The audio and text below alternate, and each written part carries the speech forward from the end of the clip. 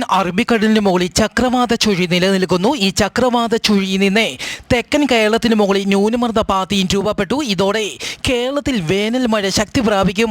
വരുന്ന ഞായർ, തിങ്കൾ, ചൊവ്വ ദിവസങ്ങളിൽ ആൻഡമാൻ കടലിൽ മണിക്കൂറിൽ 55 കിലോമീറ്റർ വരെ വേഗതയിൽ കാറ്റിന് സാധ്യതയുള്ളതിനാൽ മേൽ പറഞ്ഞ സ്ഥലങ്ങളിൽ മത്സ്യത്തൊഴിലാളികൾ മത്സ്യബന്ധനത്തിന് പോകരുതെന്ന് കാലാവസ്ഥാ കേന്ദ്രം അറിയിച്ചു.